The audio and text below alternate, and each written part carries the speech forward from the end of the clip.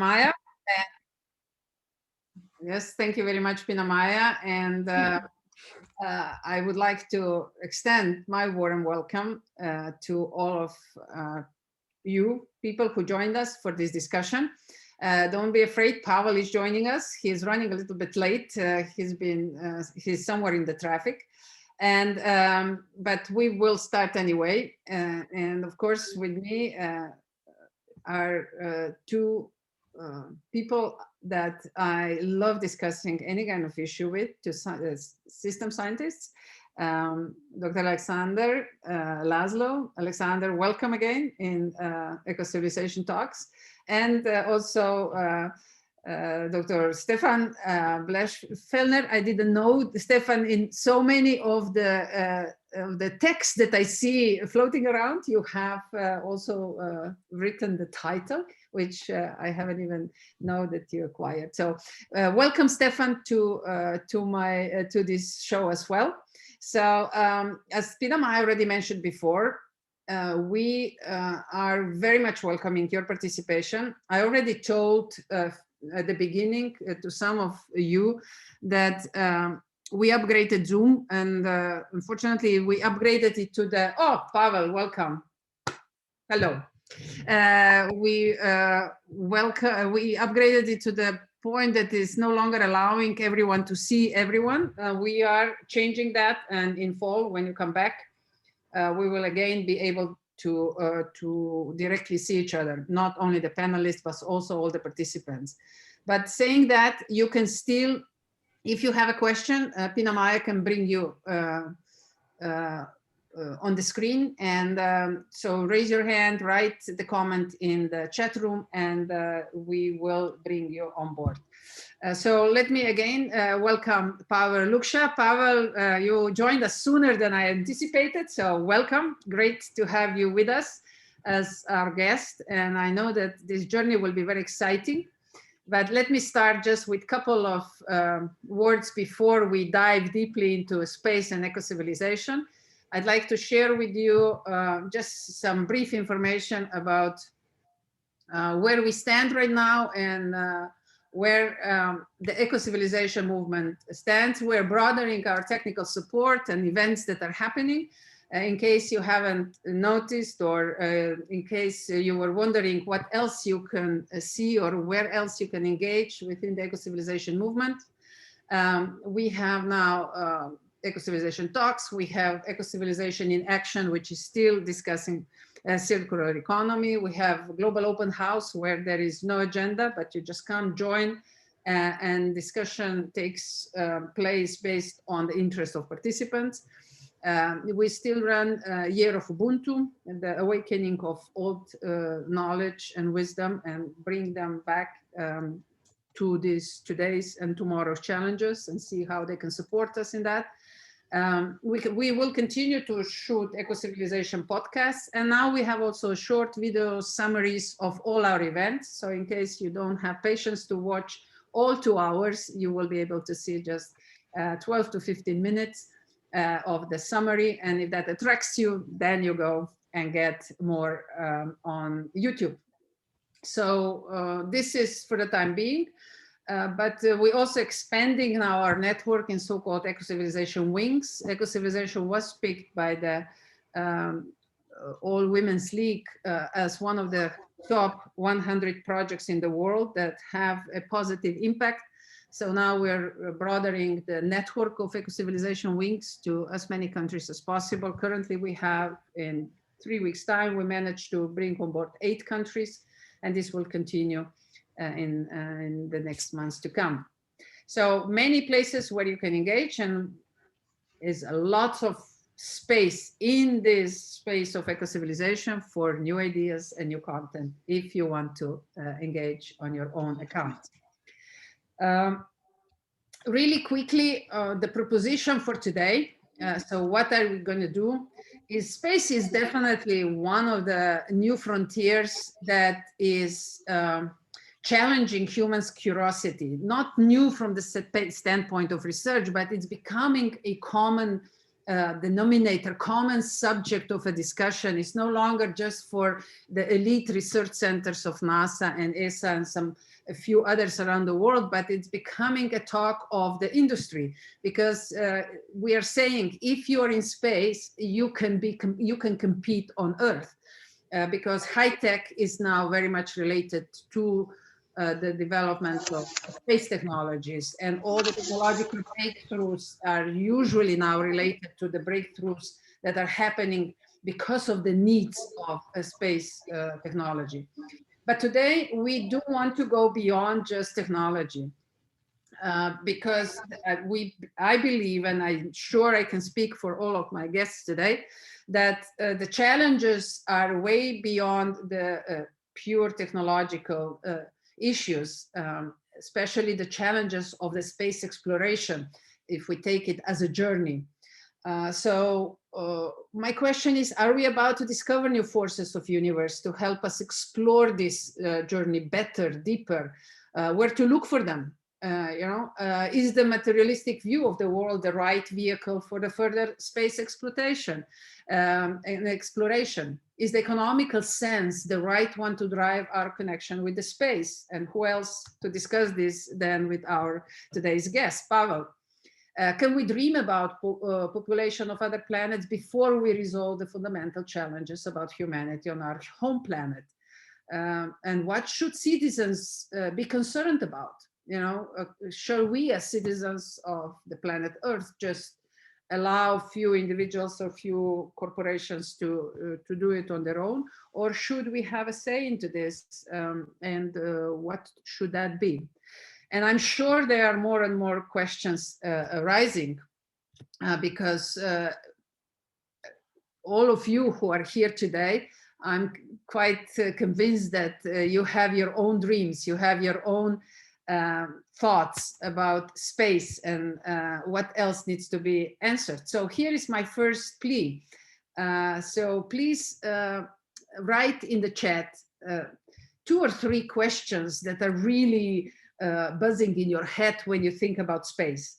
If we will be able to reply to them today, we will. But if not, I promise we will search for answers together with our guests, and we will get back to you, because space, after all, is our new frontier, our new challenge, our new field where we let our curiosity and our creativity to fly. But as you know, today we will discuss it with our guests. And as I already said in the beginning, you know already Stefan and Alexander. They've been with us in all our Ecocivilisation sessions today. And we are not spending too much time on CVs, but it's a real pleasure and honor to have such a distinguished system scientists with us every time, because we are getting deeper and deeper. But here today we have also Pavel Luksha, a global thinker, change catalyst and facilitator working with systemic social innovation in education, business, tech, and social entrepreneurship, as well in culture and urban development, and focused on creating the discipline of social ecosystem gardening. But above all, I can share with you that when he was younger, his passion was space, and he was sure to become a space engineer. So everything he does, everything he thinks about goes beyond just the planet Earth. It really reaches far, deep into the universe and cosmos, as he would say it. So before we go to him and let him take over the stage and share with us some of his thoughts, Alexander, what are your questions that are sort of buzzing in your head when you think about space? Share them, please, with us. Well, thank you so much. It's wonderful to be here. I'm speaking to you from the International Systems Space Station, the ISSS, which is just beyond you can see where I'm looking, actually in the direction of Pavel. You can see there's the space station. I'm there behind him. Wonderful to be with you here today. So I'm going to actually, Pablo and I have had some conversations about this, and I think this will be good to have some differences of points of view. And I'll share with you my concerns, yes, and the questions that I have around this quantum leap that will take us into other spheres, other places, whether they are other planets or they are stations that we create as ring worlds of our own through constructed technology, or they are, as Rajinder had mentioned here, perhaps even through hyperspace travel, taking us to far distance areas through wormholes and tunneling of that sort. But I want to share with you quickly this notion that was brought up by Nikolai Kardashev, the Kardashev scale, not to be confused with the Kardashevian scale, which is a different one, or Kardashian scale. That's another one as well. This is the Kardashev scale. And what Nikolai has mentioned in this frame is that there are stages of civilizational advancement in the universe as a whole. And that, of course, according to Kardashev, we are not, thank you, Pavel, for putting a link there as well. There are not, the reason that we don't see other beings in many of the different worlds in the galaxy and in the universe is because it may be, according to Kardashev, that the jump from one level of civilization to the next is so far impossible to attain. Either that, or they have managed the energy flows of their each level, and we don't see the waste energy. Because if you look at the solar system, our solar system, from outer space, there are two things that are glowing: the sun and planet Earth. Why does planet Earth glow? Because we radiate so much excess waste heat or waste energy into space. Planets that have captured or mastered their energy flows of their planets are what Kardashev talks about as T1, because technology, T1 civilizations.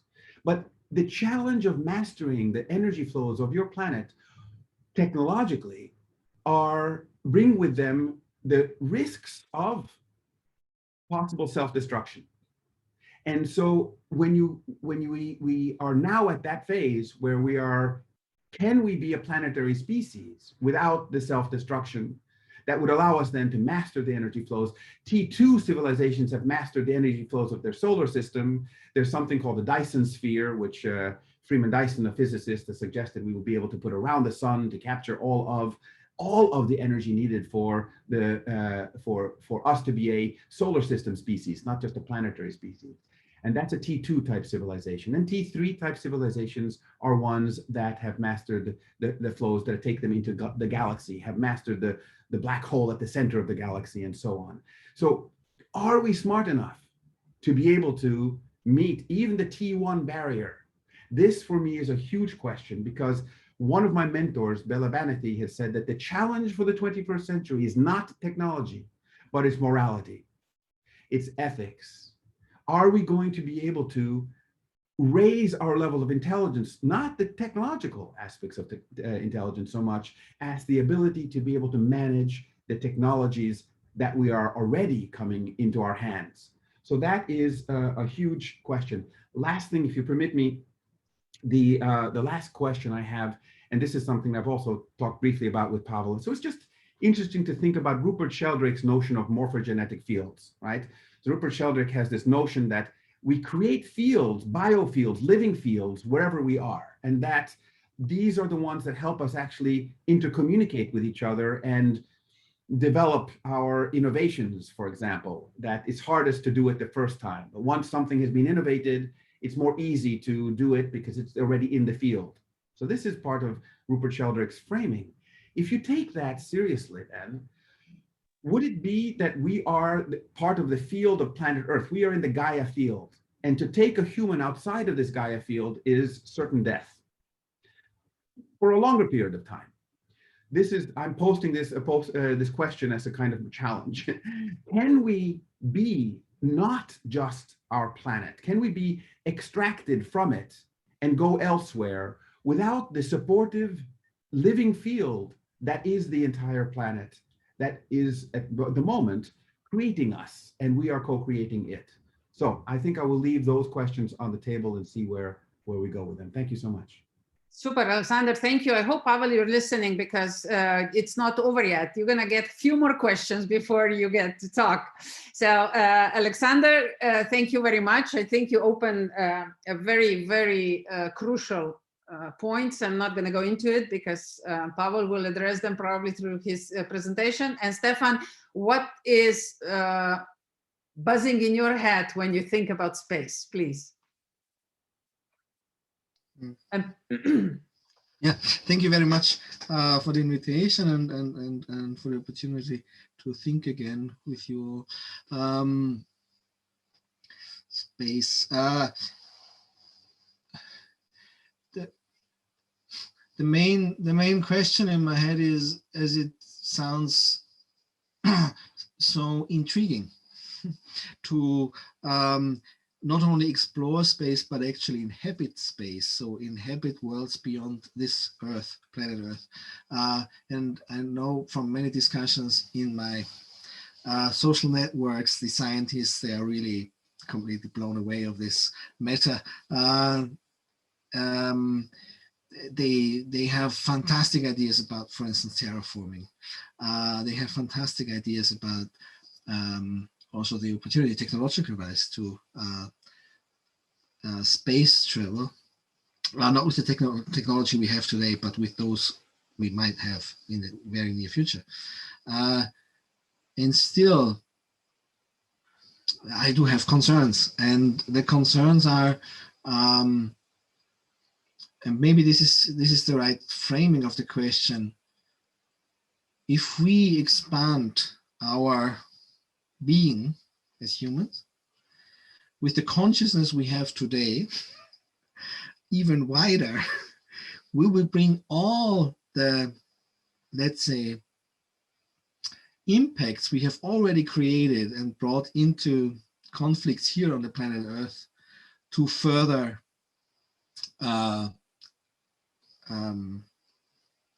habitats, right? So similar to what Alexander, in a way better thinking than I can, has announced is, my concern is, if we are expanding our presence from the planet Earth with the consciousness of today, meaning also with the structures we have today, in exploiting, for instance, our environmental resources, in exploiting our social resources for the benefit of what have you not, are we not only expanding then this conflict-based presence, and it is not as it is envisioned, at least by those who I really like to listen to, like, are we not, we're expanding something that has already created these problems of tier one to other planets or other habitats, and not we are saving, in a way, right, our existence and coexistence with then not only the planet Earth, but then other ecological or ecosystems. So instead of solving a problem, we may just expand the problems. And this is why I have this coupling of our consciousness that create culture, that create structures, and that then will be expanded. Because what I see today, so from a very practical point of view, is that we have now a race for space, which is largely privatized. Then our governance structures, who have been created somewhere in the 60s because of we were able to set foot on the moon, they are not actually prepared for that. And my wild guess is those private companies who are investing now heavily in space exploitation, not exploration, that they are actually looking for the next either what is called cradles of resources, like metals, for instance, like mining. And on the other hand, maybe even landfills, because there's also a problem of our current economic and ecological lifestyle, that we have a lot of waste we need to put somewhere.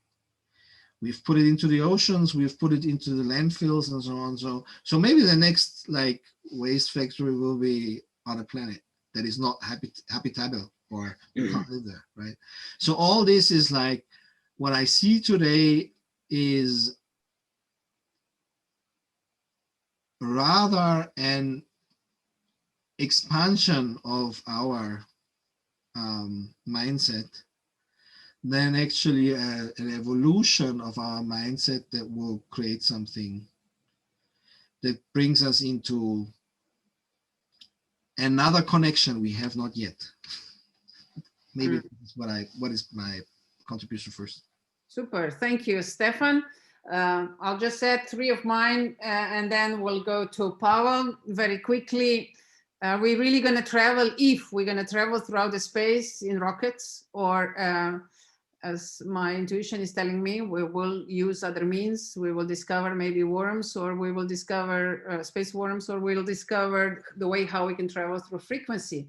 But while I'm saying that, is the universes that we're going to be exploring something similar that Stefan also mentioned, really is this the physical expansion of the universe, or is that in our minds, in our imagination? Are we going to be really creating a new spaces and new worlds and universes within our minds? And I'm very close to what's been already said, and I'm very curious about that as well.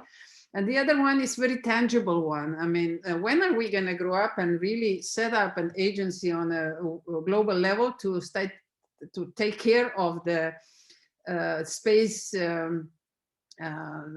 debris, because it's getting really busy out there, and it's a lot of unfunctional technology out there, and nobody's controlling it, and nearby collisions are happening basically daily, and the results of these collisions are catastrophic.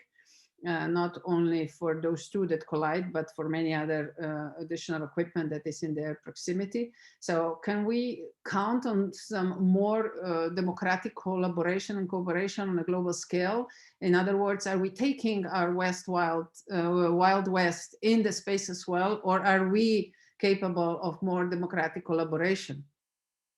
So these are the tangible sort of challenges that I have in my mind all the time. So Pavel, now it's up to you. And we are now also looking at possible questions in the chat. But first, let's hear Pavel with his short presentation, and then we'll see what else emerges out of that. And of course, Alexander and Stefan, please listen to him very carefully and look for possible disagreements. Pavel, the word is yours. Well, first of all, thank you very much, Violeta, Alexander, Stefan, for framing the discussion. I think it's really extremely important. And Violeta, your very practical proposal, I think you should not put it on the shelf. You really should activate it and put it in front of everybody's eyes. It's a great idea to really start managing space debris. What I wanted to discuss is actually related to what both Alexander and Stefan was saying. And that has been my motivation for this question for a very long time. I also wonder regularly whether moving into space with our current type of consciousness will actually be possible at all. Because if we think about Elon Musk project on Mars, there's huge questions whether that project will be able to sustain itself at all. Are we able to expand to other planets if we don't evolve? So that has been the question that I've been holding, and like you mentioned, Violeta, indeed, this is a very long love story with space for me, because about 30 years ago, I've been a winner of an international competition on space exploration, and that was my big dream. I wanted indeed to become a space engineer to help people explore outer space. But then I sort of moved to other things because Soviet Union collapsed and somehow the dream collapsed. So we can think of what was happening as a dynamics of space exploration was largely driven by the Soviet Union and US, let's say, Cold War relationship, which was both competitive and in some regards collaborative sometimes. So it did indeed push that possibility that we can become a space species. But it also pushed it in the manner that was really infused by very different inspirations. So one inspiration for space age was coming from big thinkers, like evolutionists, like Konstantin Tsiolkovsky or Vernadsky or Teilhard de Chardin. They were evolutionists that were thinking about moving into space as a manifestation of the next stage of civilizational evolution, and indeed the evolution of consciousness, especially if we look at the work of Teilhard de Chardin, who really talks about embodying the consciousness of Christ, the next stage, the spirit in body for human beings. He was seeing that as a next stage after noosphere, the sphere of mind that we're going to evolve into. And people were very enthusiastic when space exploration of space opened up, and we started to, let's say, put first people into space like Gagarin, or the first mission of Apollo landed on the moon. Everybody was very certain that there will be very soon a moon base, there will be first cities on Mars, and even stations on Jupiter. And Space Odyssey, as you remember, begins with a very very developed human settlement on the moon, from which mission moves to Jupiter. And that was assumingly 20 years ago, according to the idea of Clark, right? We're still not anywhere near, because something happened, as if we discovered some kind of blockage to the possibility of really moving into space so fast. And I wonder if that blockage really lies not with our technological possibilities, but really with our minds. And part of the story, of course, is that the energy for the initial impetus, for initial momentum to move into space, which was driven by this rivalry between USSR and US, it was lost. Once the Soviet Union collapsed, there was no more motive for showing off that you are able to conquer beyond planet Earth. But maybe that was for good, because of course space, as we know, it was largely a product of this competition. And even if we think about rockets, space rockets, they were a product of a byproduct in a way of the World War II, because FAU-2, which was the foundation of American space program, was designed by Werner von Braun for actually as part of missile program of Germans in the World War II. And that was the way it continued for a very long time. And once that initial momentum, the military momentum, so happily, I'm really glad that it started to wear off. With this industrialistic mindset, humanity started to search for new rationale. And there were two basic reasons that it started to discover. They were both very expansionist. One was space colonies, another was mining. If you look at the science fiction of 70s and 80s, it is populated with images of both of these, let's say, images of space. So like in the beginning of Alien movie, it's a mining ship that moves from one planet to another, carrying resources, right? I'm interested to ask if we think these visions of the space hold any further. For example, in terms of colonies, when these visions started to appear, it was early 70s, when people were really concerned about overpopulation. And there was an idea that overpopulation is going to be like a huge problem. So and of course you remember all the, probably, or if you've read about it or you were part of it, you could remember all the discussions about it. But That scenario didn't happen. The growth of population started to slow down, and we begin to discover new means of sustaining that population. So probably the demographic pressure is not there anymore. In terms of space mining, that is not really a good rationale for moving humans into space, because we start to discover that even if space mining occurs, it probably will be done by unmanned vehicles. And furthermore, a lot of these materials probably will be replaced sooner by renewable materials, and we will basically use different technologies rather than carry all these resources from space, which is quite expensive at this point. So that sort of also wears off, and we don't see that as a serious rationale for moving into space. So what remains? What remains at the moment with this industrialist, let's say, mindset are two other rational visions. One of them is seeing near space, primarily space barely beyond our planet, as a sort of entertainment. So all kinds of companies start to spur that offer a travel to near space as a very expensive tourist experience. It's good, but it's not very sustainable, of course. It's a nice attraction for maybe few people from the elite, but not really something that we can see as a dream for the humanity. Another thing is seeing near space as kind of service for the humanity. Stefan mentioned throwing debris into space, which is a quite ugly service. A better service is, of course, using satellites for all kinds of functions, like, for example, monitoring carbon footprint of different countries and industries, or using it to more properly govern the development of regions, ecosystems, and so on. It's a very important thing. Again, useful, but maybe not too strategic. It's part of expansion of our civilization to near space, which is like, which probably will continue to happen. So of course, when we think about longer term perspective, it's driven by two things, two maybe perspectives. One is both of them are expansionists. They don't really talk about changing our mindsets or changing our consciousness.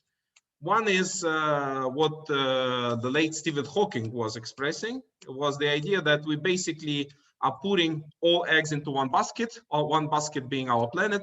It's too risky because we can destroy that planet with all the technologies we have, so we have to escape.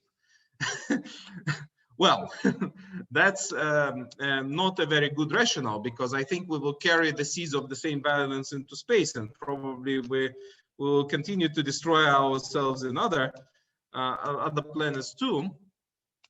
So Elon Musk has a different rationale. He's talking more about his dream of exploring the frontier and pushing the frontier, and he's probably more like an idealist who sees a possibility of becoming a multi-planet species in our lifetime, which is technologically possible, like we said.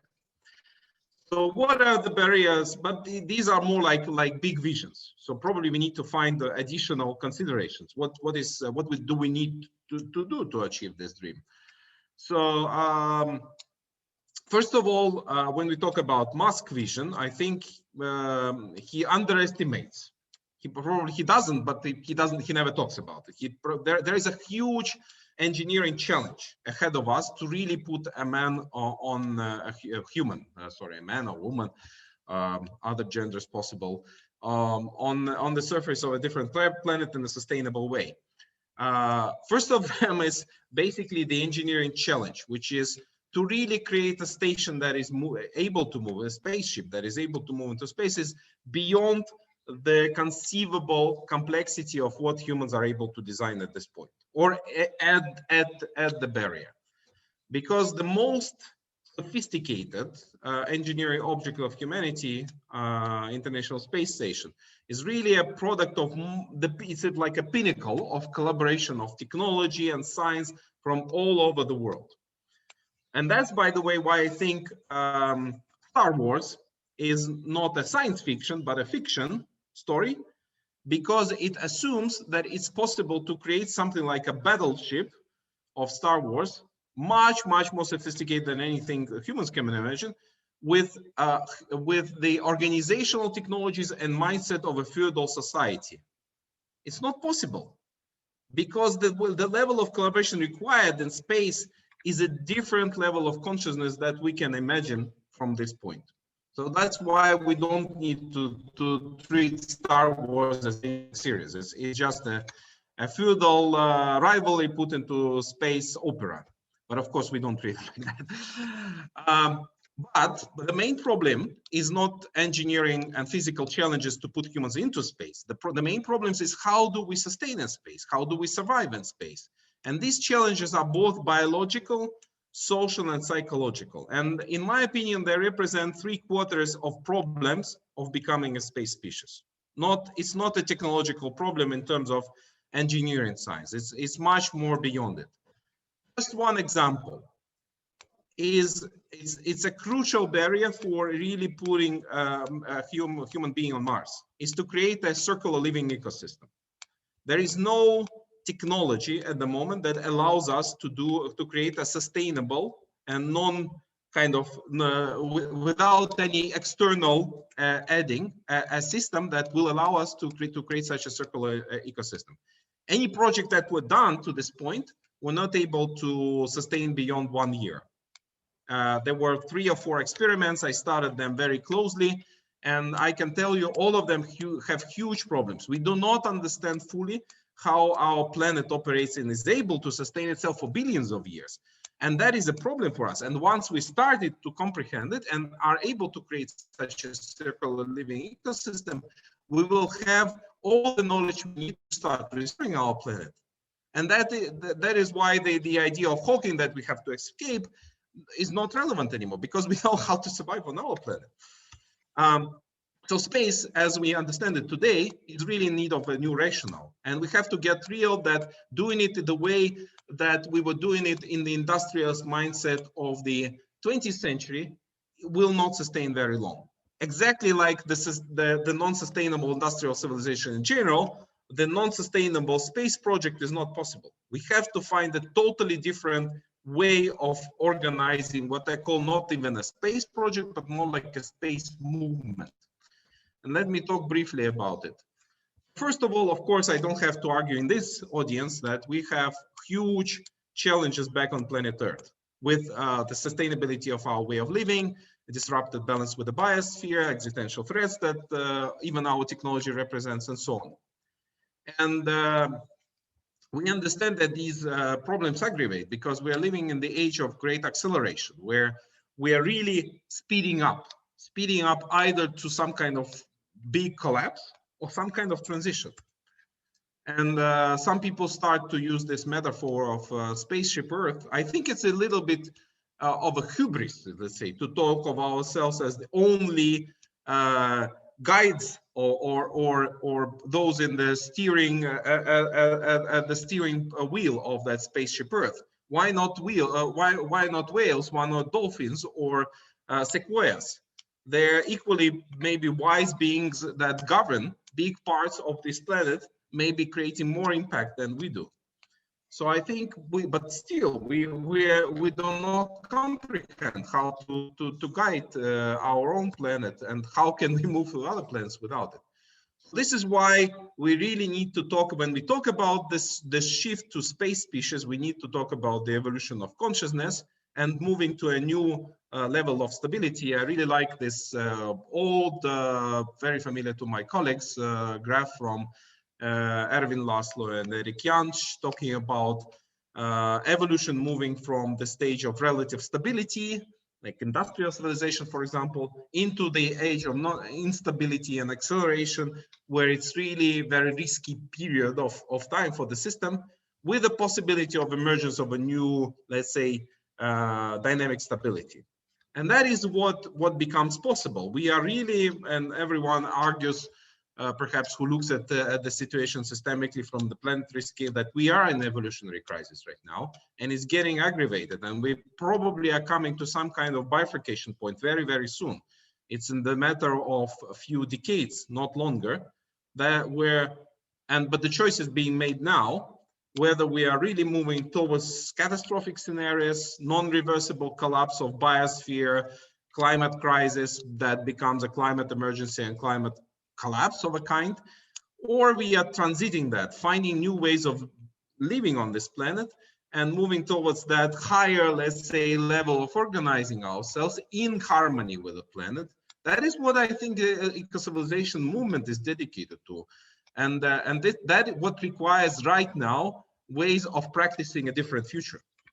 So my argument would be that space exploration, expanding into space, and the real expansion into space begins here on planet Earth. And it begins not really with engineers that are designing new rockets. It begins with totally different groups of people. People that are looking for ways of finding balance with nature and creating regenerative and thrivable economies, like environmentalist movements or developers of green solutions. It begins with people who seek to restore balance between technologies and humankind, like social innovators, artists, researchers that work at the nexus of digital and human. And of course, it's also about the moving, shifting our level of consciousness to truly become a space species. So psychotherapists, philosophers, artists, religious and spiritual leaders are becoming part of that conscious evolution. And I think one of the essential competences or capacities that we need to cultivate to really get there, to become a space species, is a peacemaking capacity. If we learn how to be in peace with ourselves, between ourselves, and with the planet, this is a crucial condition for becoming a space species. So wrapping up, I'm nearly there. First of all, I think we will truly become the space species if and only if we learn how to live on this planet, how to operate spaceship Earth. That means that we need to find new ways of, first of all, relating ourselves with environment, relating ourselves with technology, relating ourselves with our own conscious capacity, and cultivating the consciousness that will make us into a truly space species. And answering to your questions, Alexander and Violeta, I think there are several scenarios that long-term, very long-term perspective will make us into space species. There are different possibilities. Of course, one of them is that we forget about space. And for example, if we make a paradise on Earth, why move anywhere? Well, there are, let's say, long-term risks for like 5 billion years from now. The sun will explode, or possibly. But that's like very, very long time. 5 billion years is longer than life probably existed on the planet. So that probably is out of consideration for the time being.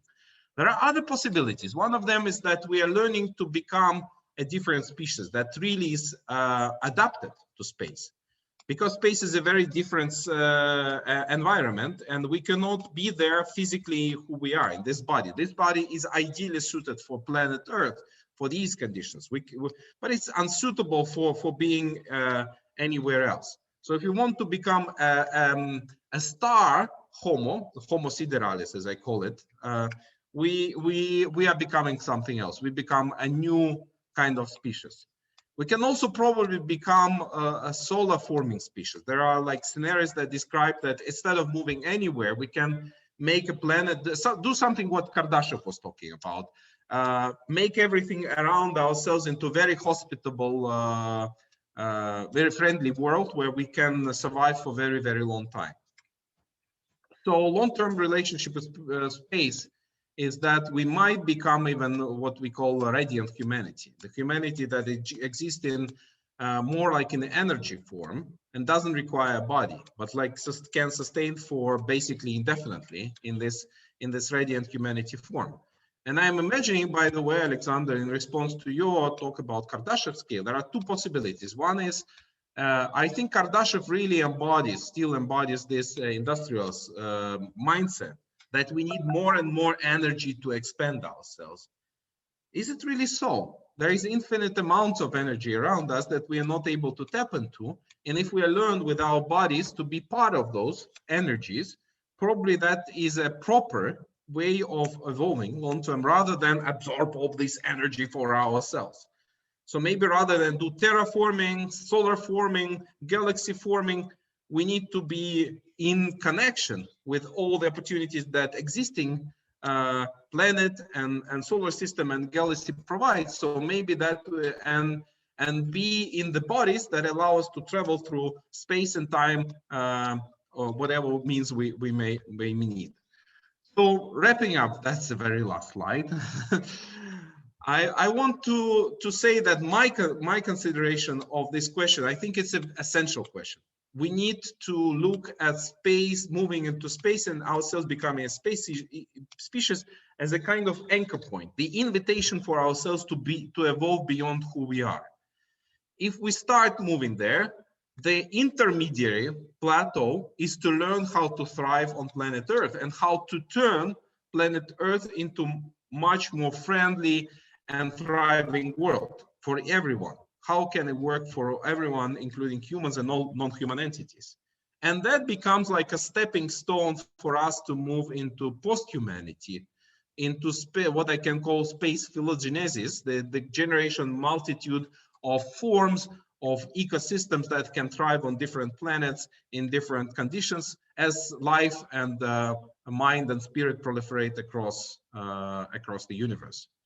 Thank you very much. That's my big long-term dream, and I hope to contribute to that where we are right here and now. Thank you very much, Pavel. This was a very extensive and very comprehensive overview of some sort of evolution of mindsets and relationship with the concept of humans and space. I'm sure there also a lot of questions in our audience. So my dear colleagues, it is time for you to get engaged. And if you have a question, of course, either type it or raise your hand that you could be invited and ask by yourself. But before people put their thoughts together, I got very intrigued by your last sentences saying in order to go into space, we need to evolve. We need to be ready to evolve as a species into something else. But you have never, during your entire presentation, mentioned what is this next step of our species evolution as a species, because like if we take a look at the Silicon Valley concept, we see that it's some sort of androidic humanoid who will take over, some sort of empowered by artificial intelligence. What do you see as an alternative? Mm-hmm. Well, first of all, I think, well, there are several dimensions of this evolution that probably will happen. One of them is to recognize that we are not evolving as a species in disconnected from the rest of biosphere. There is a co-evolution of all species on the planet, and also technology is part of it. So I don't think we need to exclude it, but we need not to take a stance that we are kind of one single sentient species on this planet, and we need to recognize that further evolution needs to be inclusive of that, and recognizing that we need to build up these connections. So a second aspect is that evolution of humanity in the last, at least the last 100,000 years was not morphological, was not about changing our bodies. It was on the level of connections, on the forms, in forms of cooperation, in forms of culture and technologies we are using. And a lot of scholars of this topic indicate that it's actually about expanding the scale and the level of connection in our evolution. So my vision is that we are actually moving more towards what in the past was called like a global brain. I think global brain is only one part of the body. We more like a more global interconnected consciousness where we don't dissolve in that consciousness, where we sort of by actually evolving to become full human beings, living to our full potential in the connected way with other human beings and eradicating all kinds of traumas that make us disconnected. We learn to become like a whole being, let's say. And I think this is also maybe something that is awakening of that godlike consciousness in us, so to say, because from the God's eyes, we are all connected, we are unity, and we are awakening to that, and we learn to manifest that unity on the material plane, so to say. I think technology is not enemy to that if we start to use it in the right way. And I think that both brain-computer interfaces and artificial intelligence could be designed in the way to support this process. Unfortunately, right now, the way that they are designed is that when artificial intelligence is put in the center, and humans are more like sensory organs for the artificial intelligence. And I think that is utmost wrong. This is where we really have that evolution switch. We need to choose to create systems that are life embracing and consciousness embracing, and really move towards, and again, the design of the system from the outside perspective may look very, very similar, but it's with the intent where we make that choice that leads us to very different directions. So I think the Silicon Valley dream itself is not that evil, that ugly. What is important is that it needs to become inclusive. Inclusive, first of all, of all human beings, and gradually inclusive of all life on the planet. Starting to maybe of all planet as it is, because we start to recognize that not only life as we know it, but maybe other forms of existence of matter also bear these qualities of liveliness, or at least some kind of spirit in itself. And we need to learn how to connect to that. Pavel, this was excellent, comprehensive response, but I can see Alexander's been writing down quite a lot during your presentation and now also at the last of your comments. So Alexander, what do you like to add to this very rich discussion? And where was the point of maybe disagreement, or is there something that you can challenge Pavel with? Well, as you can see, I've already left the space station and I'm heading out. No,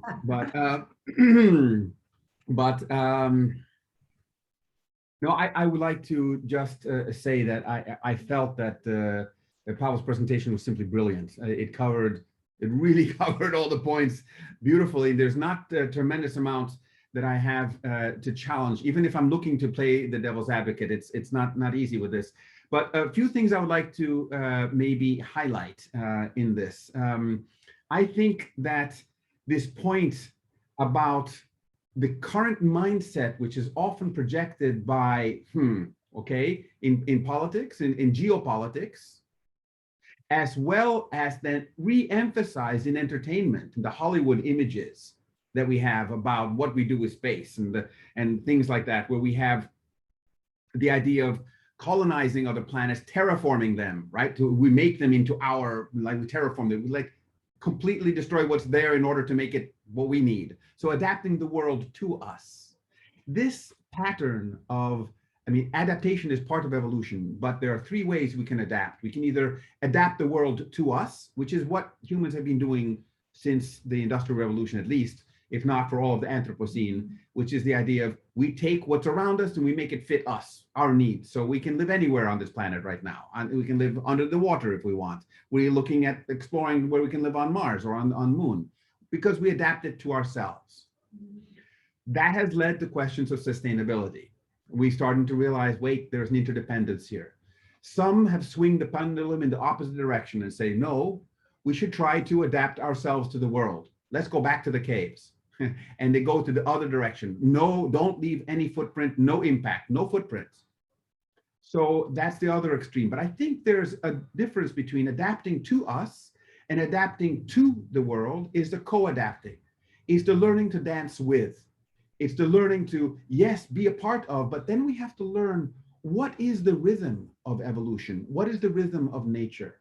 How can we speak the language of this rhythm and express or be expressed by our planet and by the cosmos, not just our planet. And I think this is the challenge. And this is what I hear also the invitation from Pavel is to learn this new language of evolutionary co-being.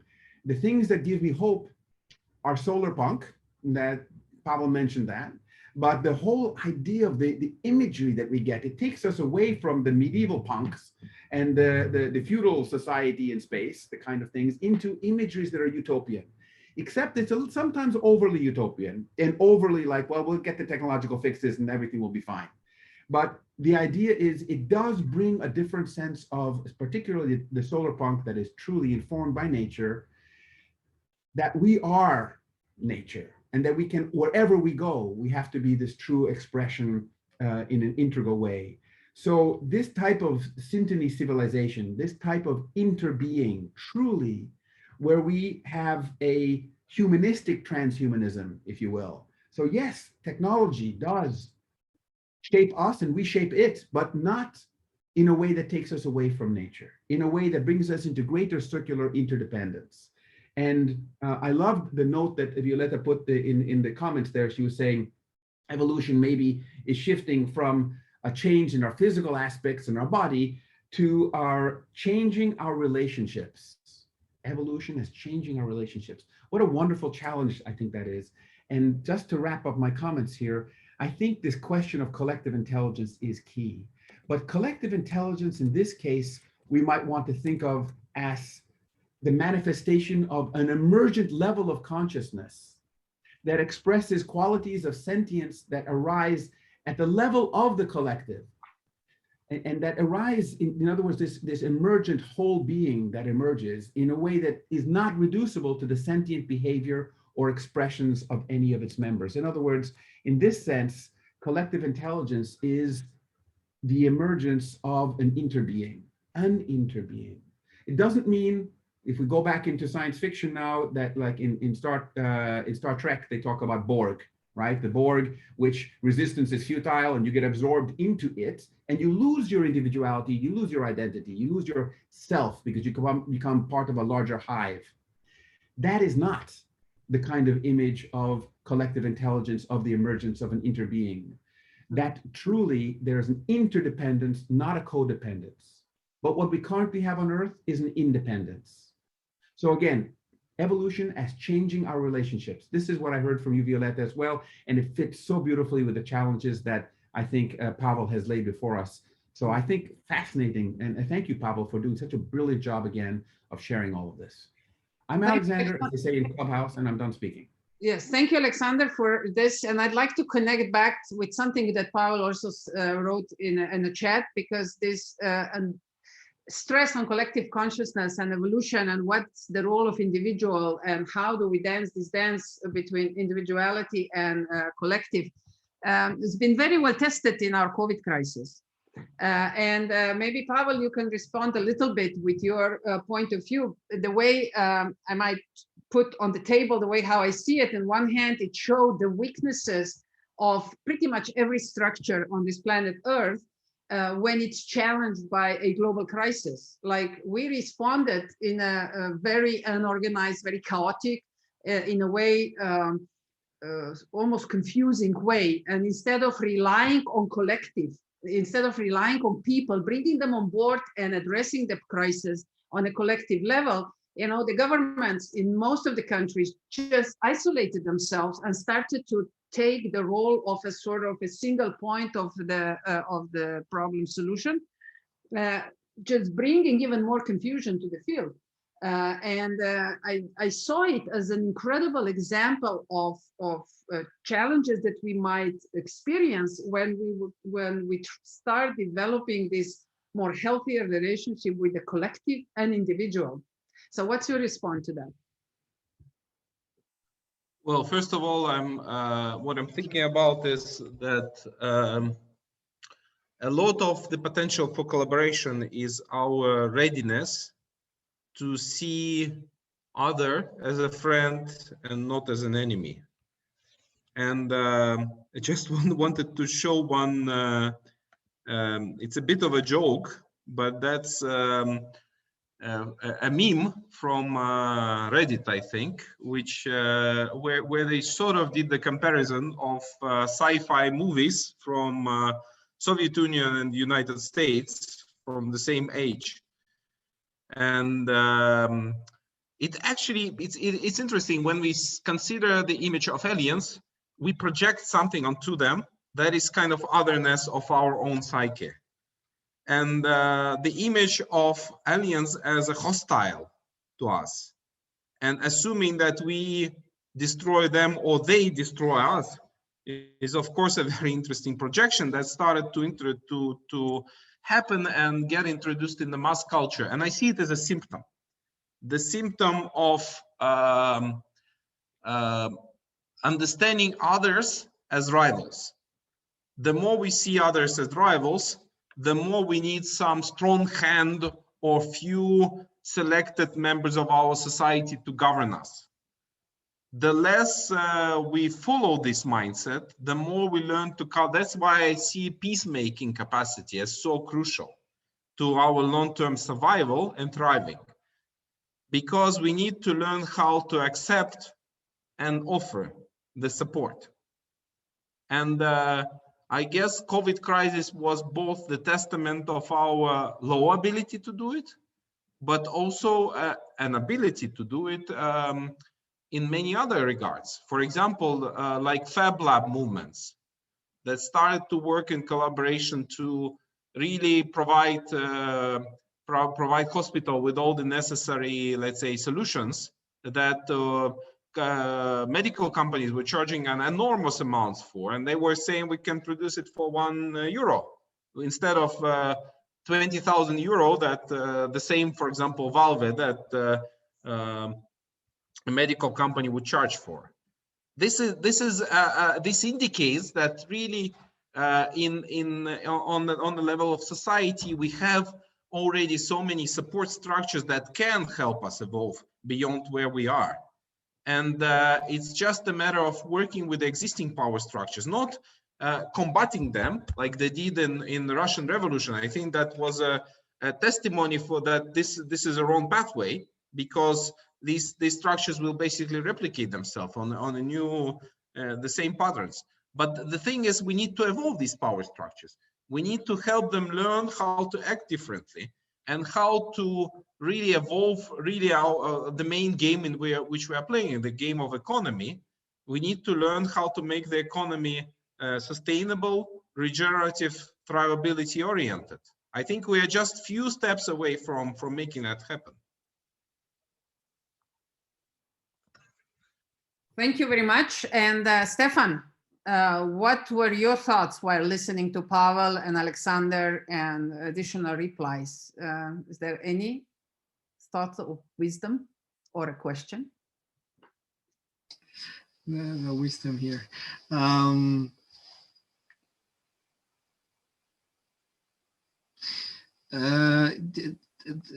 There were two. One was and that was the Homo sideralis. Sideralis. I like this one. Is this term coined by you, Pavel? May I ask this one? Okay, cool.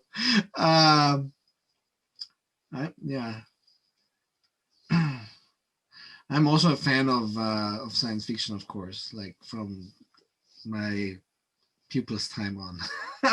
Nothing educates you more than science fiction, but there was always this this question of the Homo sideralis. So, which means what happens with our physique as well as our mental capacities if we, as you said, go into codependency with other ecosystems. And it may be co-adapting, as Alexander pointed out. It may not be that we need to adapt or we get adapted to, but we will definitely look different.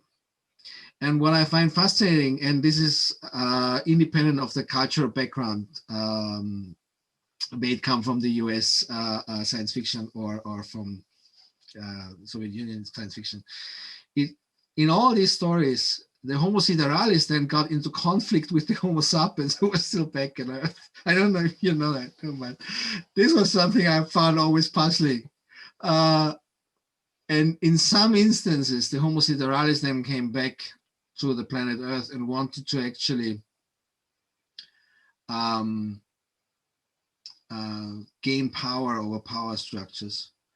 Because in many cases, but this was also an what's it called? A projection from the power structures we have today. So also from the past, when there was a comment also from Rashina, I think, exploitation goes hand in hand. So that then in many instances, the pioneers then have been not valued socially wise as much as those who are still in the old culture, which is very much the old question of civilization as an exploitation act. And then the Homo sideralis came back and said, no, wait a second, we are far more advanced, and wanted to come back to the power structures on the planet Earth. So this all came into my mind when you told the story, and then I liked the term very much. But in everything else, I think we have a lot of agreement. So starting from actually solve the problems on the planet Earth and not take the curiosity we have, that is also a human quality, as an excuse to actually exploit further ecosystems. And there is another thing I think that triggered also my mind is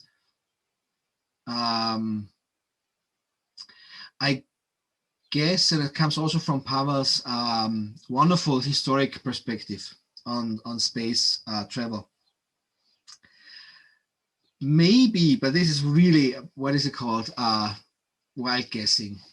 Maybe there is a reason we are not able yet, technology-wise, to solve also the questions of A, travel, and B, living in other habitats. So even if we try, and we tried so hard, and we put so much resources into this technological or engineering questions, we haven't solved it. And this is just wild guessing, but what if this is actually also an example of, as long as we haven't, from a conscious or mental or psychological and evolutionary perspective of the humans on Earth, maybe this is also a co-adaptation process. So only in kind of not advancing, this is the wrong word in English, I'm so sorry, it's not my mother tongue, of moving into this new evolution, maybe then we have the ability to have engineering answers. And we won't have engineering answers as long as our consciousness and our mentality does not fit. So Stefan, can I hear, just because I think this would be great to hear some responses on this point, is the same as it was already mentioned by Pavel. You cannot just leave everything behind and just develop one leg of whatever, society, consciousness, whatever. You have to take a systemic view. You have to take a holistic development approach. So technology might be at this point really at a much level stage of development in a sense of progressive scale as maybe other dimensions of humanity. So Pavel, what's your thought on that? Well, I've been mentioning this idea from Arvid Laszlo and Eric Jansch, the dynamic stability of complex systems that are evolving. And of course, when we are talking about evolutionary crisis that biosphere has been going through before human beings, and the evolutionary crisis that human civilization has been going through, this dynamic stability was found not for one part of this, let's say, complex system, but for the whole system. So this is why I completely agree. It's a constellation, a very complex constellation of different components, which in my mind, and we probably get to this constellation by a co-evolution of all these components. We cannot just extend one of them and hope that it will push all others or pull all others there.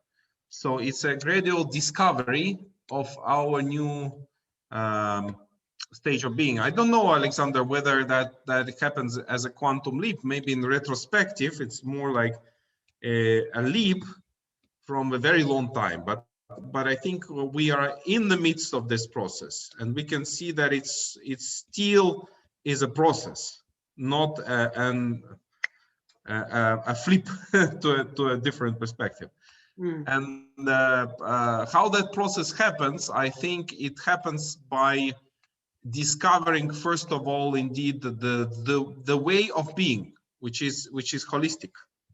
and then learning how this way of being, different groups that discover this way of being can amplify it by learning to live and act in resonance with each other, and share the knowledge and involve more and more people. It's a little bit like I think this metaphor has been widely used in this in this community, imaginal cells type of work, where these sort of cells awakening the butterfly body start to resonate. First of all, they start to operate in resonance with each other and start making connections with each other, and gradually growing as a structure of a new body within the existing one, so to say. Pavel, may I ask you something here? Because there was one comment from the audience by Natasha asking, where is the ethics and morality fits in? Is there still space for that? Well, I think that everything is based on values that are driving us, and motivation that we follow. And I think we are in the process. On one hand, we know that ethics and morality are not set in stone. They are evolving, and we gradually discover the ethics and morality that help us to hold these more complex societies. For example, the ethics and morality that becomes more inclusive of different ways of being, of different mindsets, of different cultures, that it's not monopolizing, for example, Western type of mindset or Western rationality, or prioritizing it over other civilizations on our planet. So I think on one hand, it's absolutely crucial that we evolve our ethic and morality to be a driving force of the next civilization we are moving into. But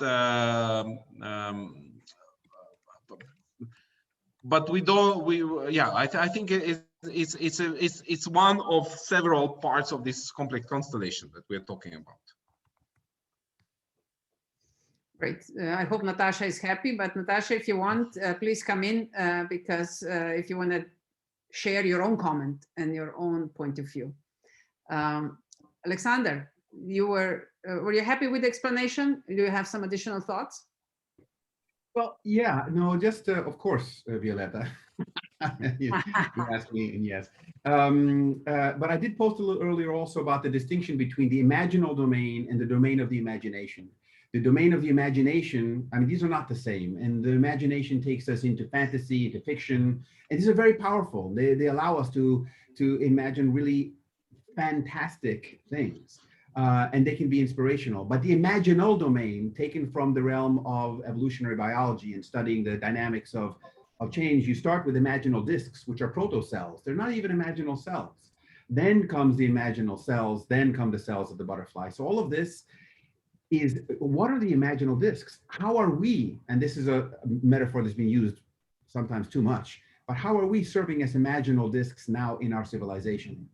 That sense into, and I think this is a key component here, this is the imaginal domain, in being informed by the dynamics of evolution, informed by source. Some people talk about it that way. Some people talk about it as the field, the memory field, the Akashic field, however you want to look at this. How are we informed by this greater embedded information field, the zero-point energy field, or the quantum plenum, sometimes it's looked at in those frames.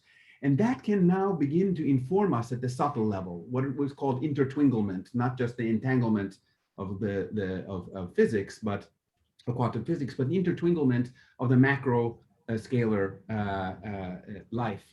The key, I think, here with all of this is again listening into that which is emerging and how we are being emerged. It is truly circular ways of being. It is truly the interbeing in this collective intelligence that is not just based on the sum of our individual intelligences. No, it is a sensing, it's a sentient engagement. So my final comment would be to think in the, and I'm probably not yet at final times, but still, I think the challenge here is to prototype this kind of interbeing, this circular being, the Homo sideralis, and the ways of being and relating here and now So this for me is also the questions of the technology of consciousness. This is what the shamans engage with, knowing, thinking about in terms of technologies of consciousness, not just the hardware and software of the technologies that we manipulate physical reality with, but how do we engage in this way of interbeing truly as part of this living planet? For me, this is what the Eco-Civilization project is about. It's about prototyping these ways of being here and now, not saying, let's dream about this. Oh yes, the fantasy is important, but let's also see what we can do at this point to actually be the systems we want to see in the world, as I always say. Cool, very good. Thank you, very clear. And maybe this is already one of the concluding points, but hold on that because we will get there as well. But we have Natasha now ready to come in live and to share her comment and maybe reply to her comments. Natasha, go ahead. Thank you for this possibility to talk. It was very inspiring what I was listening, and I would add actually some of the points that first of all, last year COVID was shaking the planet to move on in different direction, definitely, because that's this simple knowledge that we cannot expect the other results if we are doing all the time the same things. So we have to change in the approach. And that's what we are doing actually with Ecocivilisation, and we are naming it in very well. And I think that this still primitive shape of societies is living. I was mentioning the human greed in the comment. This is, I think, became the time that we are finally doing something against it forever, because these vermins, they are everywhere in all the parts of the life. Should go in their places and let the human beings really to open up in the best ways. And this goes with these quantum leaps, definitely, by the single personality. That's the only way. And yes, it goes through the changing of values, because we are having the certain values of us, and we are sticking on them, and sometimes being afraid to change. But why? We have to reschedule our values, I think, that yearly once, that because all the life is the process, and we are adjusting to it all the time. And I would just give my personal experience, what I'm having with this holistic approach to the life, because with my family and myself, we are using homeopathy for 20 years. So I have the experience of that how really you can be changed, basically on your DNA can be changed in the certain topics you are dealing with yourself. So this is that's how I'm it was attracting all your talks about the space. So this is for now from me. Thank you. Super, thank you very much, Natasha. And just to actually offer us a very practical life experience and life example how this can be exercised. So Pavel, if you want to have any comment, or can I just go ahead with another one, because I see Ranjdir has been very active today in the chat. And one of his comments is that the fact that we're having this discussion is exciting the imaginal cell evolution. So would you like to come in as well and explain your point of view and maybe ask some questions that Pavel can then respond to? Go ahead, Ranjdir. Well, hi. Thanks for having me. Really awesome conversation, Pavel and Natasha and Alex and yourself, Violetta. I guess it's really nice to have this conversation. Like I said, it's stimulating the evolution and how we perceive reality here on Earth and into space, and how we see the evolution of humankind and humankind as a species. Its growth, its development to what is beyond these different dimensions that we live in, and that's really great. And I think this conversation summoned many of those energies, and therefore contributed to the supercells, which are super exciting. So thanks very much for this call. Thanks to all the panelists, and no specific question, but just a big thank you. Thank you very much, and thank you for your all your excellent comments in the chat. We have saved all these chat comments as well, so I'm sure they're going to get handy in the future. Before I ask for the closing remarks and maybe some further suggestions for our common engagement in this area, and Alexander already started offering some, and Pavel had mentioned something that confirmed one of my comments before, but I'll ask all of my colleagues, panelists, to have like few minutes of a wrap up ready. I'm also asking you, the attendees, and that if you have something that you'd like to offer as a concluding remark, please raise your hand. Let us know. Pina Maya will let you in, and I'd like to hear you as well. But before, I'll give you a few minutes of time, and let me use this moment and share a few of the thoughts with you in addition to what we already spoke.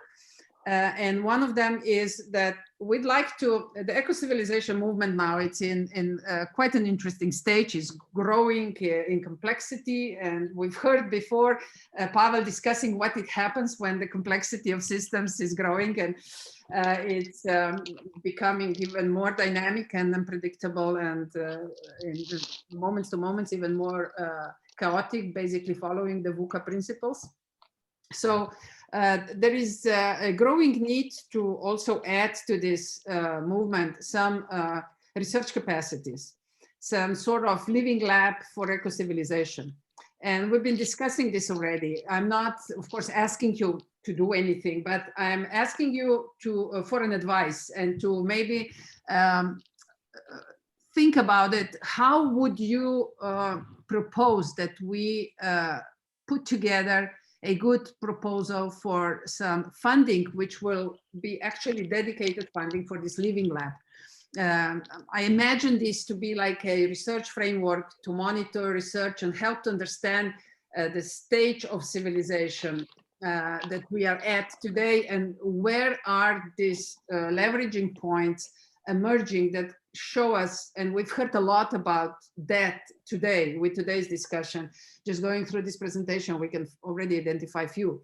The other, for example, element that we could add to is to monitor the development of the movement itself, offering some analytical conclusions and see how is this, what is this natural sort of sporadic involvement all about? Is this the future of networks? Is that the way how the society can consist of? Is this very dynamic, non-static sort of structure, the structure of the future? Or do we have to have a rigid systems in order to evolve around them? Of course, researchers will have to answer that, and maybe even to develop a new generation of tools to support the emerging of global collaborative networks delivering on VUCA behavior. So these are the open questions. I'm just inviting you to maybe share some of your thoughts, put some thoughts into it. We'll be back together in fall. We'll engage again over new topics and hopefully continue some of this topics further together in the future. So I'll get back to you with this. This is no obligations, just the first little impulse to think about. Stefan sort of volunteered that he will coordinate this in the future, and because his institute has an interest to collaborate in this research work as well.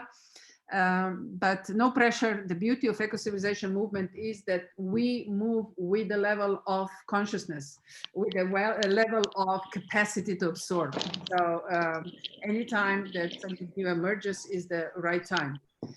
So I just wanted to use a little bit of your time in order to pass this message on as well. But now let's get back to what we had in mind, actually on the schedule, the conclusion, the concluding thoughts. And I'll start here now with Stefan. What did you take out of this today? And is there something that you'd like to pick up and carry further, but it's not obligatory? Mm-hmm. Yes, well, indeed, there's a pickup. And that is, so far,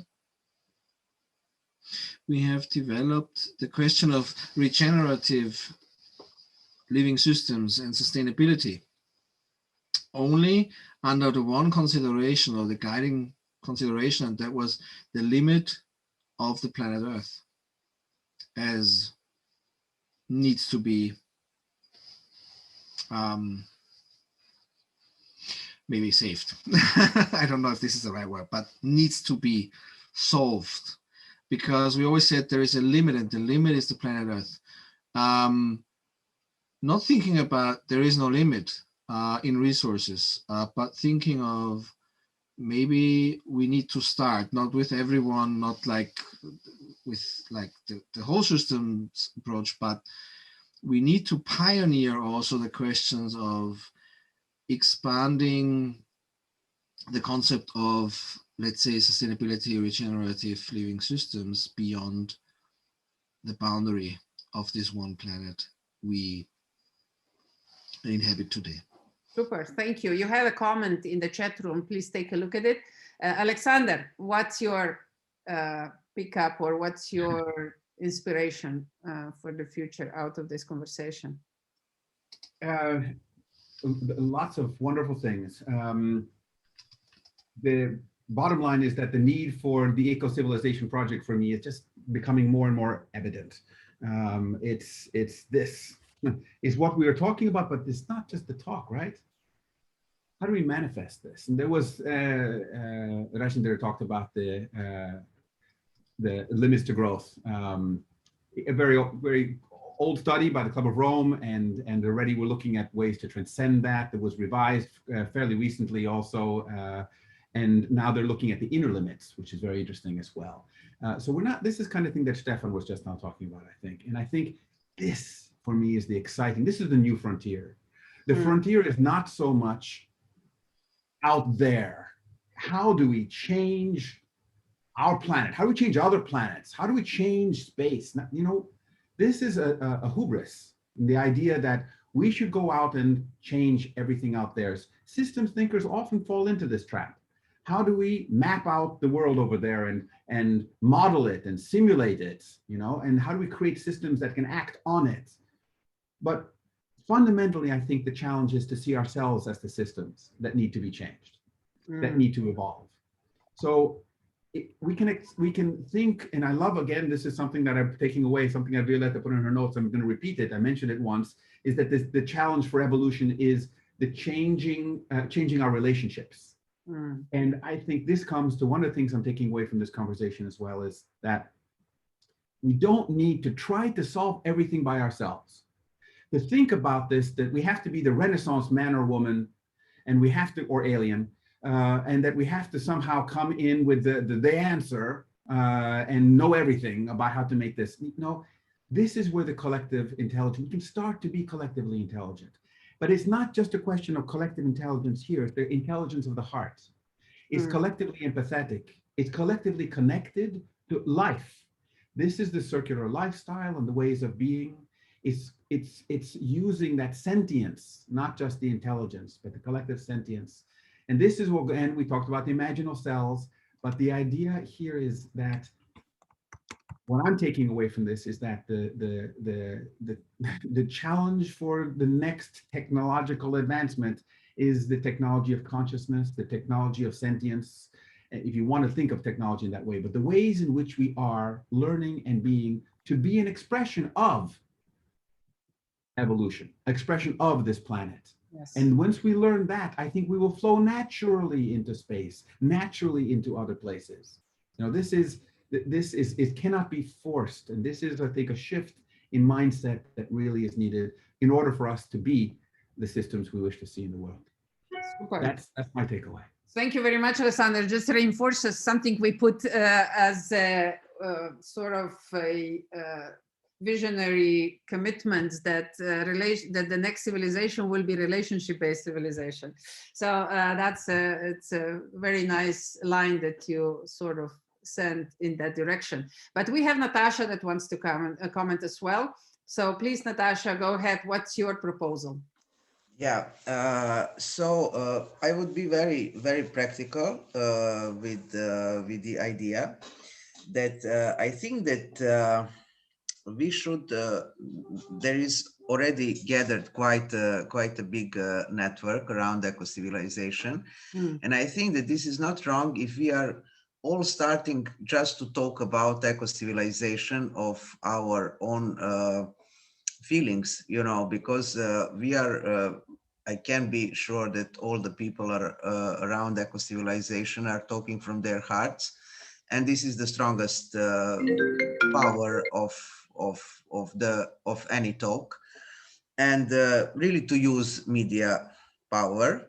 When we are starting to talk about eco-civilization as an established system, the people will start to look what is it about, and this is the simple. It can be even taken as a sort of spin news, but this is not, and simply taken like a branding and like manifesting the new brand, you know, and to use this what is existing on the world.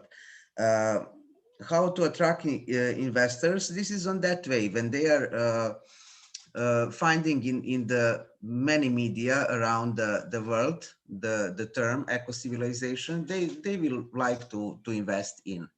This is something new, this is something fresh, and we are, for example, having in November in Novi Sad our 10th conference, and with the name Eco-Civilization and Media. And Violetta will be the keynote speaker. So that's, I think that's the practical way that we are going on immediately with this. This not goes on that way that we are collecting something and waiting to start. The start is already started. So I think that we are in the process, and that it goes on it organic way. Super. Thank you very much, Natasha. There's a very concrete, tangible proposals as well that can happen immediately. And that's so important that we have these little stones laid out that we can rely on them when we make bigger steps forward. So I also see here Elke and Nina and Ramit. Would any of you want to come in, or Milena?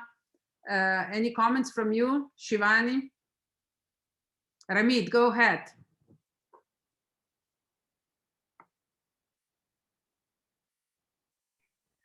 Hi, sorry, it took me a bit of time to unmute, but no, I've been listening to all of this with a lot of hope, really, in terms of as what I will always tell you, Violetta, I think in all of these conversations, and especially, you know, at the start of it, I was actually wondering to myself that at a time like this, the kind of situation that the world is in right now, how will we actually end up having a conversation about space and about everything that all of you ended up speaking about, without it seeming distant? And honestly, that was actually a question in my mind.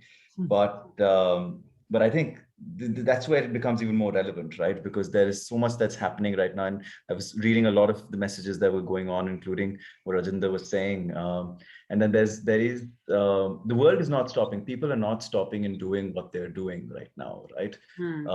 So while there are a lot of people who are on the ground, who can't even imagine this whole world outside of our planet, right?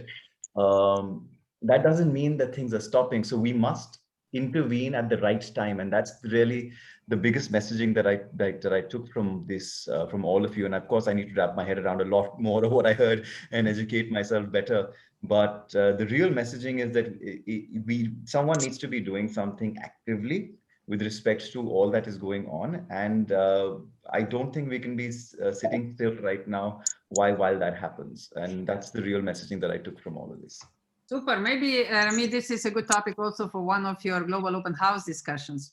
Oh, absolutely. And any of you who'd like to come in, the next one's on the 3rd of June, which is effectively the first Thursday of every month we run this. And this should be a fantastic conversation to start off, but I'm sure that everyone, it'll take everyone in very different directions, and it'll be a lot of fun. So yes, that'll be a great idea. Cool. All the best. See you then next week. Thank you. And Nina, would you like to come in? You are new in this group, and I would love to hear your comments and your opinion.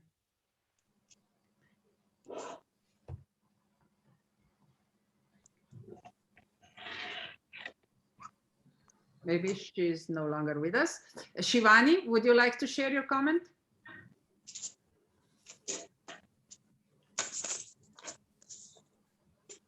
Milena? Okay. Go ahead.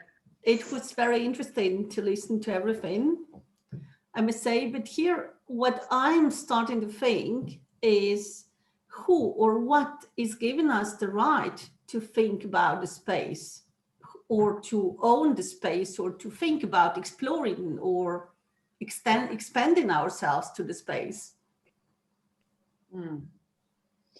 The whole discussion can be only on that, Nina. Hold your thought. We're going to create new opportunities to do that, maybe within Ecocivilisation Note in Slovenia. That's a very good question. Thanks a lot. But Pavel, now I think it's time to go back to you. And for your sort of wrap-up thoughts, also based on all the comments and questions that you received, what will you take with you? Well, first of all, again, I would like to express my thank you to you, Violetta, and to Alexander, and to Stefan, and all of you who were today in the conversation. I think it was a very rich conversation, and I see it not that like we're not wrapping up on anything, because we are only warming up, so to say. But my several takeaways. First of all, I feel like it's a very also partially to Milena's thought. It's not about us who's giving us the right to hold this conversation. It's actually the time is right to start holding this kind of conversation, because there is already some kind of narrative that exists around space. Why it exists is a different story. Of course, we can talk about it, but right now what is happening, this narrative is very colonialist, expansionist, extractivist, and it's also not only industrial, but also like very elitist, so to say, mindset that doesn't really, what we need to do instead is we need to realize that first, the space conversation need to be demonopolized from these power structures. And we also need to decolonize these conversations. It's really urgent, because the idea of colonization extending that, we know that this mentality doesn't work on Earth. So why do we carry it into space, into outer space? It seems that we all are in agreement that moving into space is a matter of evolution of consciousness, which means that which really resonates with my point that we can see becoming a space species as a possible evolutionary attractor for ourselves, and that invites us to all take responsibility for that conscious evolution. We are not passive observers. We are active co-creators of that process. And it is not only about which kind of rocket we are going to fly, which kind of spacesuit we are going to use. It's more about what kind of behavior we're going to exhibit. Will we learn how to be friendly with nature, with all forms of life, and looking at the crucial barriers, such as creating circular biological ecosystems.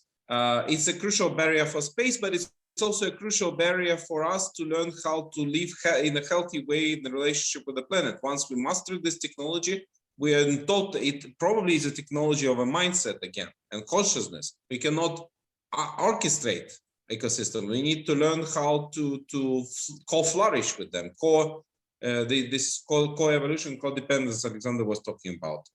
And I think part of this, two practical things that I think we can take further with in terms of expanding eco-civilization action. One is that this conversation needs to be brought not only in our circle, it needs to be expanded, brought to those people who now run the conversation on narrative for space, like engineers and R&D communities, policymakers, innovators and businesses. We need to start expanding their perspective and showing them that it's not only the matter of, let's say, discussing what kind of rocket fuel we use. It's much more comprehensive questions that need to be addressed. And many of them are also innovation opportunities, business opportunities, opportunities for improving citizen well-being.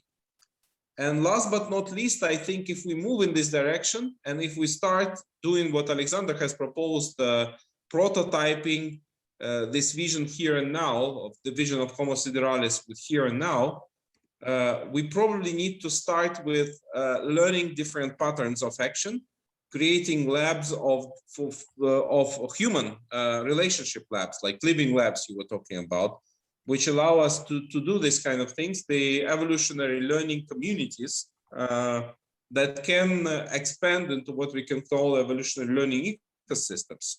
Basically, learning ecosystems where human learns how to be actors of guided evolution in collaboration with all planets. And that is not a big dream only. It's a very practical thing, because these prototypes can begin here and now. In just a few days, my good friends are organizing a seed conference in Montenegro, for example, just a few 100 kilometers away from you, dedicated to cultivated learning ecosystems in Montenegro. Why not connect? Why not start expanding this? Because I think we can do these little seeds of the society of the future right here and now. We don't have to wait another 10 years. And that begins with human capacity, not anything else. Super. Thank you very much for this summary as well. And just while you're mentioning the Montenegro, my dear colleague will be there. We are cooperating very closely in the level of circular economy, because I think they will be stressing on, the stress will be on sustainability, thrivability, and circular economy.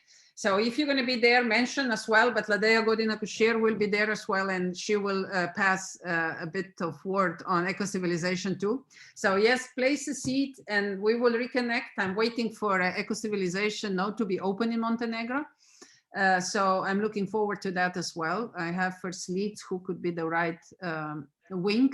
So wonderful. I mean, I'm really happy that we had enough time to come to some very tangible proposals. We will put them together in the little action plan and then bring it back to the evolutionary living lab of Ecocivilisation movement.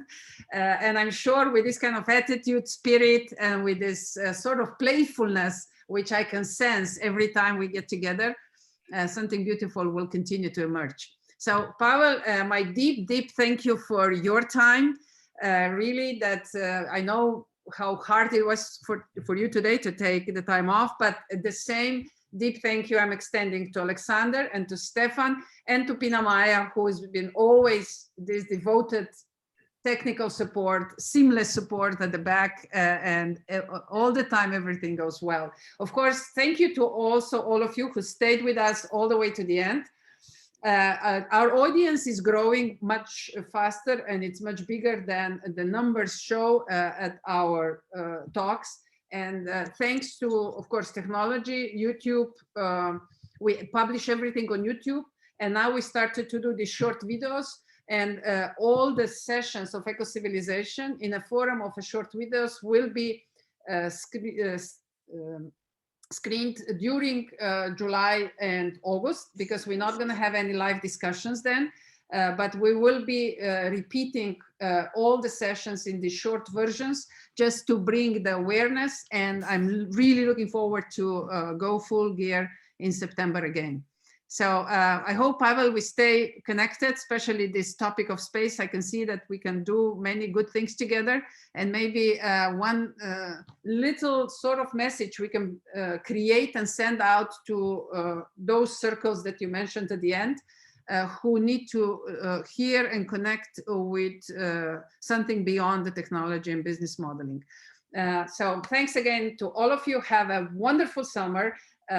Just keep smiling, keep hugging, in spite of the COVID. You know, I know if you're vaccinated, if you have already these anti-cells in your body, or put the mask on, but don't hold back with hugs, because the energy has to float. So have a lovely day, and thanks a lot to all of you. Goodbye. So also Alexander, Stefan, and Pavel, maybe just 1 minute, if you can wait, that we can say one word for the future. Thanks a lot. Thank you, Nina. Thank you, Milena. Thank you, Ramit. Whew, I'm glad that we made it, guys. I really am glad that we made it, because it didn't look good. You know, there was tendency to move or not to move, but, you know, we had a wonderful discussion.